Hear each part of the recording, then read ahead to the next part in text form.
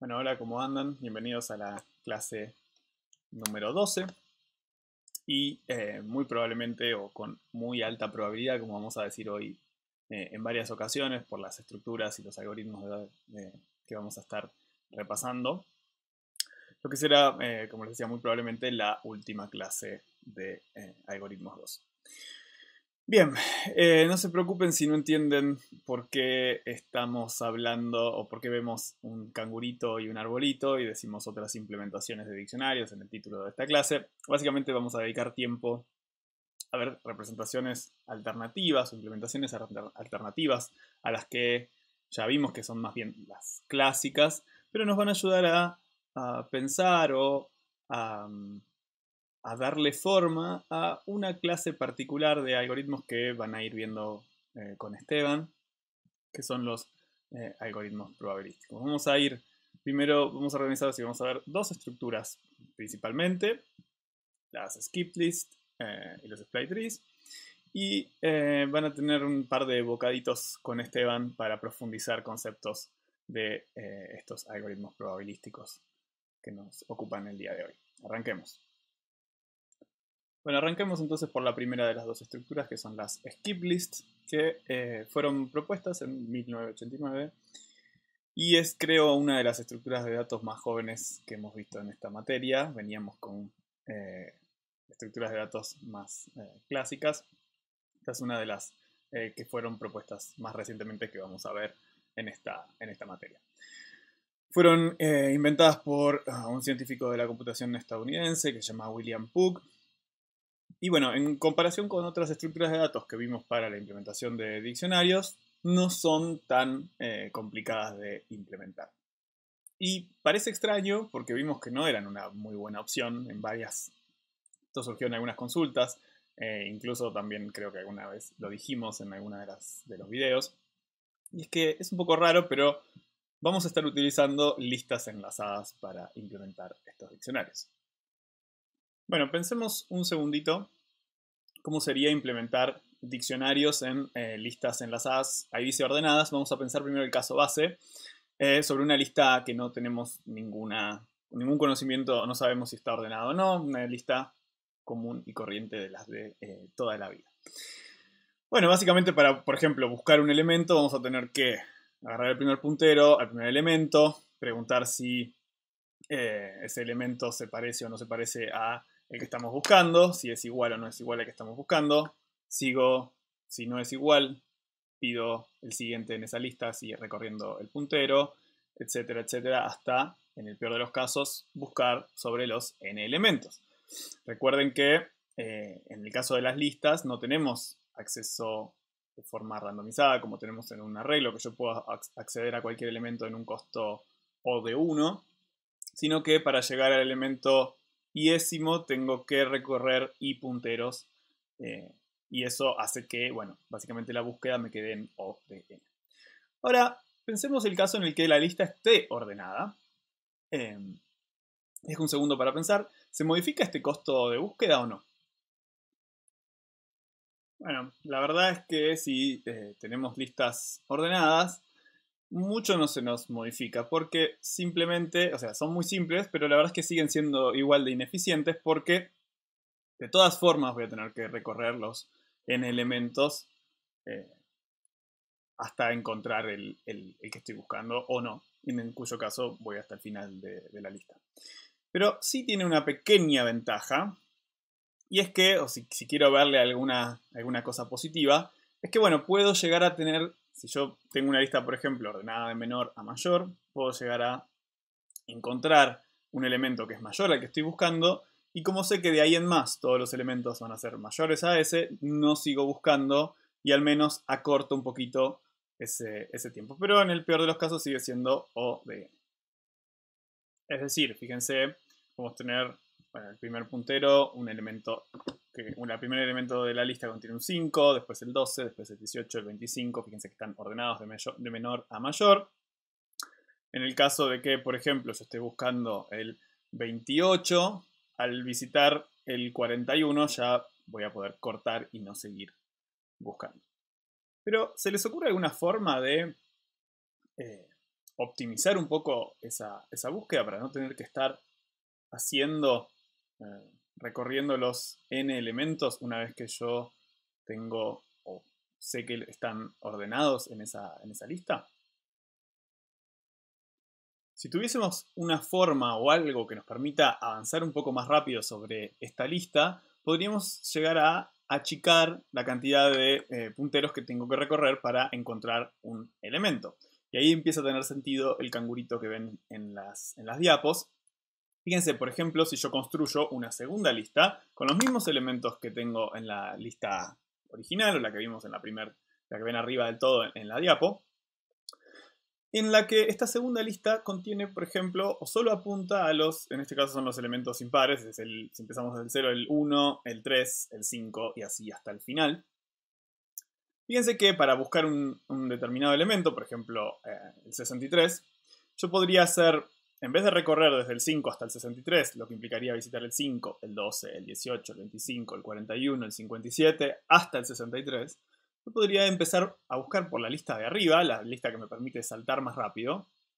Pregunto si el 12 es mayor al 63, no lo es. Pregunto si el 25 es mayor al 63, no lo es. Lo mismo con el 57. Cuando llego al 70, me doy cuenta que, en verdad, el 63 tiene que estar un poco antes, pero después del 57, por lo cual ahí bajo de nivel y ya encuentro o no, si está, tiene que estar en ese salto, el elemento 63. Fíjense que en vez de visitar todos los punteros que efectivamente tenía que hacerlo en la lista que ven más arriba, lo hice con, en realidad, esa cuestita que ven ahí, el techo de n sobre 2 más 1 comparación. Con eso me alcanzaría para poder hacer la búsqueda si yo tengo esta forma de saltar más rápido o de skipear, por eso el skip list, algunos nodos.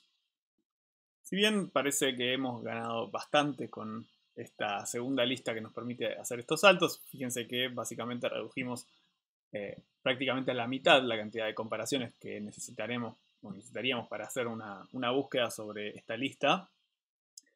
Quizás no es suficiente, o más bien yo lo pondría en términos de que aún podemos hacer más con esta idea. Esta idea da para un poco más. ¿Y por qué? Porque básicamente podemos seguir agregando, por ejemplo, podemos agregar un tercer nivel en esta lista, que no solo haga ya saltos de a 1 por medio, sino que salte, por ejemplo, de a 3 elementos. Fíjense que tenemos la lista enlazada básica en el primer nivel, o en el nivel de más abajo, mejor dicho. En el nivel inmediatamente superior tenemos los saltos, como vimos recién, de a 1 por medio. Y tenemos un nuevo nivel más, que es otra lista más, nuevos punteros, que apunta ahora sí a nodos más espaciados, que van de 25 a 60. Siempre que queramos, de ahora en más, hacer una búsqueda sobre esta skip list, aplicamos el mismo algoritmo que siguieron conmigo hace un par de minutos, en el que empezamos siempre a buscar por el nivel que está arriba del todo, y solamente cuando vemos que nos vamos a pasar si seguimos por ahí, bajamos y buscamos en el siguiente nivel y repetimos esto hasta encontrar o no el elemento. Fíjense que los elementos no están replicados en 3 niveles, simplemente es un mismo nodo, por ejemplo el 25 o el 70, que tiene punteros, pertenece a distintas listas a la vez. Y por supuesto que queremos llevar esta manera de construir estas skip lists al límite. Y lo que vamos a hacer, o lo que vamos a ir viendo, es que en ese límite, cada 2 a la i-ésimo nodo va a poseer una referencia al nodo 2 a la i posiciones más adelante en esa lista. O lo que es lo mismo, pero dicho de otra manera, en un nivel 0 vamos a tener que vamos a ir avanzando de a un elemento. En un nivel 1 vamos a ir avanzando de a 2 elementos. En un nivel 2 vamos a ir avanzando de a 4 elementos. Y así hasta el nivel que queramos construir esta skip list. Un detalle que por ahí obviamos hasta el momento, pero que en realidad estuvo presente en todos los esquemas que mostramos de skip list, o los grafiquitos, es ese primer nodo que está vacío, que viene a jugar el rol o el papel de menor absoluto de todos los elementos de mi lista. Es una especie de menos infinito. que me permite justamente acceder al primer nodo de cada una de las listas mediante un solo puntero. ¿Okay? Es importante porque si no tuviese eso, tendría que, por ejemplo, para acceder a la lista en la que empieza en el 70 o la que tiene el mayor nivel, tendría que ir hasta ahí y empezar después ahí a recorrer en el nivel 3. En este caso ya tenemos un puntero que me permite acceder a la cabeza de esa lista. Como en toda estructura de datos, siempre hay un trade-off. Probablemente hemos ganado, todavía no vimos no analizamos la complejidad que tiene, por ejemplo, la búsqueda o las operaciones de inserción o de borrado en estas estructuras, pero intuimos que vamos a tener una ganancia con respecto al caso en el que solamente buscábamos elementos en una lista ordenada.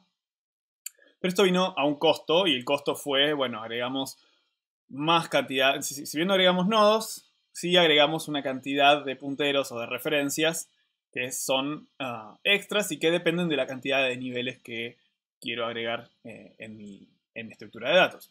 Fíjense que en el nivel 0 tenemos tantos punteros como elementos allá en esa lista. En el nivel 1 vamos a tener, si avanzamos de a un elemento, vamos a tener n sobre 2. Si avanzamos un nivel más, vamos a tener n sobre 4 punteros y así sucesivamente. El número total de referencias de la sumatoria de esa serie, que es n sobre 2 a la i, donde i es el nivel, converge a 2 a la n, es decir, vamos a tener solamente el doble de punteros, que bueno, es un trade-off, o sea, aumentamos la cantidad de punteros, pero no es tan malo. Pareciera que estábamos agregando punteros, uno intuitivamente quizás hasta puede pensar que se está agregando exponencialmente, pero en verdad estamos agregando solamente el doble de punteros en esta estructura de datos. Realmente para poder estimar un poco la complejidad de búsqueda de un elemento en esta estructura, es algo que hicimos de manera intuitiva, pero que no desarrollamos o que no nos detuvimos a pensar. Dijimos en algún momento vamos a tener algún costo, alguna ventaja por hacer esto, pero no nos pusimos a pensar exactamente cuál era con respecto a la búsqueda secuencial sobre los n elementos de la lista. Y para poder hacer eso, lo que vamos a tener que pensar primero es cuántos niveles en esa lista, o sea, cuántos niveles puedo apilar de esta manera en las skip lists. Es algo que en algún momento también dije por ahí al pasar. Dije, bueno, sí, seguimos apilando en el límite, llevamos esto al extremo y seguimos apilando listas y eso nos va a permitir hacer una búsqueda mucho más rápida de los elementos en esa estructura.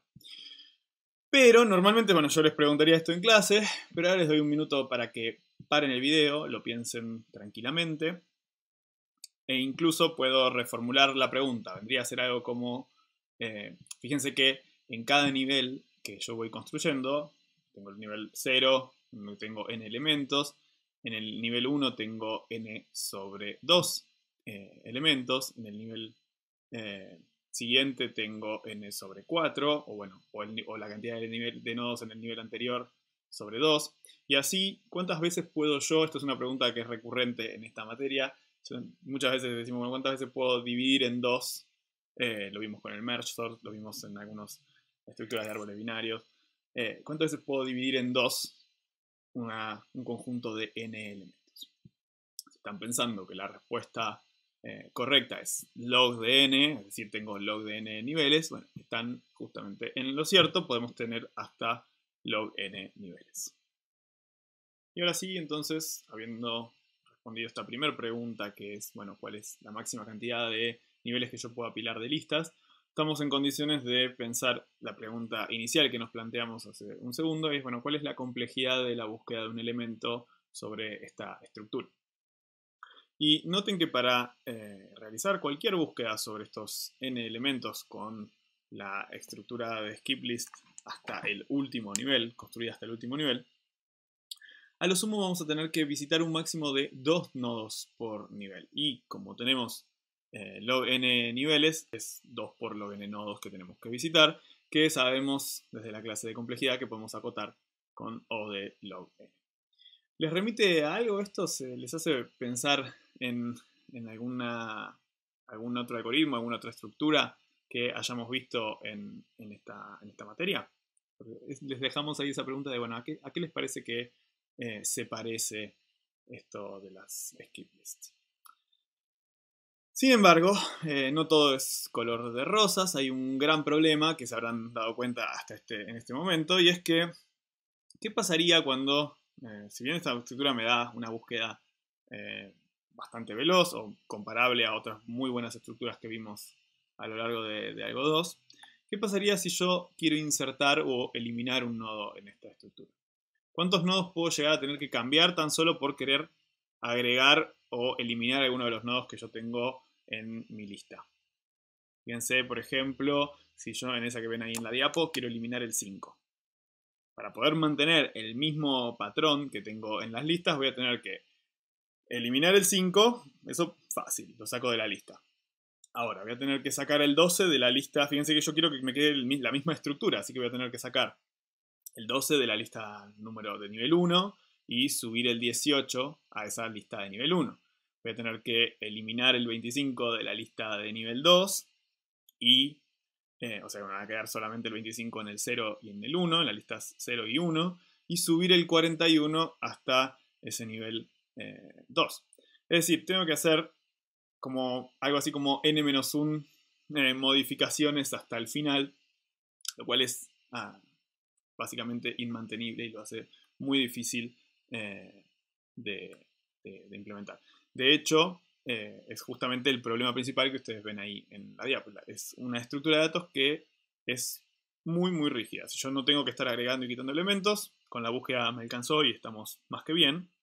Pero en general este tipo de estructuras las quiero para casos dinámicos, quiero agregar, quiero eliminar. Y es muy difícil mantenerla, mantener esa invariante de esa estructura en ese contexto dinámico. Bueno, y en verdad estas que vimos hasta recién se conocen como las skip list perfectas, aunque evidentemente no son tan perfectas porque si no también solucionarían el problema de la rigidez. Pero bueno, siempre que tenemos problema de rigidez, lo mejor es relajarse, y es justamente lo que hacen las skip list posta, no las perfectas, que solucionan ese problema mediante una aleatorización de la forma que adopta esa estructura. Fíjense que en el modelo perfecto de recién, todos los nodos, tenemos n nodos abajo en la lista de nivel 0, y luego la mitad de esos nodos van a ser asignados al nivel 1, la mitad de esa mitad van a ser asignados al nivel 2, es decir, un cuarto de esos n nodos van a ser asignados al nivel 2, y así, en general, 1 sobre 2 a la i nodos en proporción van a ser asignados a el nivel 2 a la i. Así que, en vez de pedir estrictamente que cada nivel esté estructurado y contenga una cantidad de nodos que sea bien establecida, lo que vamos a empezar a hacer, o lo que vamos a hacer con las skip lists, es usar una moneda para determinar si un nodo, al momento de insertar, es promovido o no al nivel superior. Es decir, al insertar elementos, primero vamos a buscar en qué posición debería insertarlo con el algoritmo de búsqueda, empezando por los niveles superiores, y cada vez que me estoy por pasar, bajo de nivel y busco en el siguiente. Eso no cambia. Es decir, esta es la parte determinística, si se quiere, del algoritmo. Siempre inserto los nodos en la posición correcta en la lista 0 y no rompo con el ordenamiento. Ahora, una vez que yo inserto ese nodo en la lista 0, tiro una moneda para saber si también debería insertarlo en la lista que está inmediatamente superior. En este caso, si yo acabo de insertarlo en la 0, tiro una moneda para ver si debería insertarlo en la lista número 1. Si la moneda sale cara, decimos que el nodo promociona a ese siguiente nivel. Si la moneda sale cruz, entonces doy por terminada la inserción. Ese nodo solo va a pertenecer a las listas a las que lo inserté hasta el momento. Si sale cara, además de insertarlo, tengo que volver a tirar la moneda para ver si también promociona al siguiente nivel. Es decir, el nodo va subiendo de nivel cuantas veces seguidas me salga cara en esa moneda. Si sale cruz, ya doy por finalizada la inserción. De esa manera, todos los nodos que yo voy insertando van a tener una probabilidad igual a 1 de estar en la de 0, porque esa es la parte determinística, siempre lo inserto. Después van a tener una probabilidad de que salga cara. ¿Cuál es la probabilidad de que salga cara en una moneda? Bueno, si no está cargada, asumiendo que es una moneda justa, no es una moneda que está modificada para que caiga más veces de un lado que del otro, vamos a tener una probabilidad de 0,5 de que ese nodo sea promocionado al primer nivel. Fíjense que me va a dejar la mitad de los nodos en promedio, es el valor esperado, en la lista número 1. ¿Cuál es la probabilidad de que además también pasen a la lista número 2? Bueno, es la probabilidad de pasar a la 1 por la probabilidad de pasar a la 2.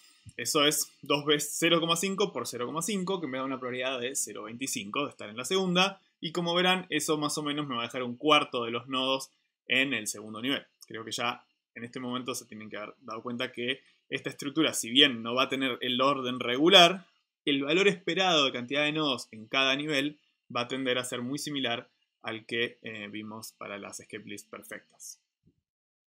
Bueno, ¿y cuántos niveles vamos a tener en esta estructura probabilística? Porque a priori parecería que si yo sigo tirando la moneda y me sigue saliendo cara, tengo que seguir elevando el nivel de mi nodo.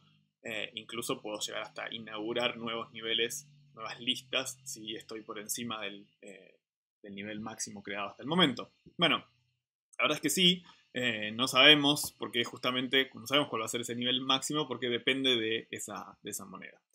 Pero sí, si hay algo que podemos hacer cuando trabajamos con probabilidades, es justamente cuantificar qué tan probable es eso, o cuál es la incertidumbre que tenemos sobre eso. No vamos a ver todas las demostraciones en esta clase, pero podemos, o nos va a bastar con decir que hay una alta probabilidad de que ese valor, o el valor esperado de altura de estas skip lists, sea O de log n. Y por tanto también el costo de búsqueda, que es el mismo algoritmo que vimos más arriba, también va a tender, en el caso promedio, tenemos una alta probabilidad de que eso suceda, pero puede no pasar. El costo de búsqueda también de un elemento va a tender a O de log n. Las demostraciones utilizan en general una herramienta que llaman cotas de Chernoff, que son una herramienta de la probabilidad estadística que nos permite acotar las probabilidades a medida que el valor de mi variable aleatoria está cada vez más lejos del valor esperado. Es decir, podemos atacar problemas como, bueno, si tiro 100 veces una moneda, la probabilidad de que me salga cara en 50 veces de esas 100 tiradas es bastante alta porque está muy cerca del valor esperado. Pero la probabilidad de que me salga cara 75 de esas 100 veces es mucho menor, y bueno, usando esas cotas yo puedo decir algo más sobre esas probabilidades, y es lo que se utiliza para probar esta complejidad. Resumiendo entonces, y ahora con Esteban van a ver un poco más, pero son una estructura randomizada o aleatorizada, una estructura de datos aleatorizada, que nos proveen una inserción, remoción o de borrado y búsqueda en O de log n. Fíjense que si bien insertar un elemento o removerlo normalmente no sería tan costoso, tenemos que buscar ese elemento antes de eliminarlo, o de insertar, o para insertarlo necesitamos saber en qué posición hacerlo, y para eso siempre tenemos que un costo de búsqueda de esa posición en log n o de log n.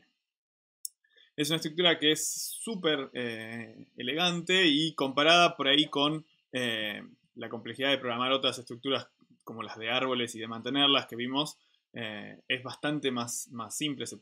¿Vieron? No hay mucho más truco del que vimos en esta clase. Y la verdad es que en la práctica sí funcionan muy bien comparado con las estructuras de árboles balanceados, por ejemplo.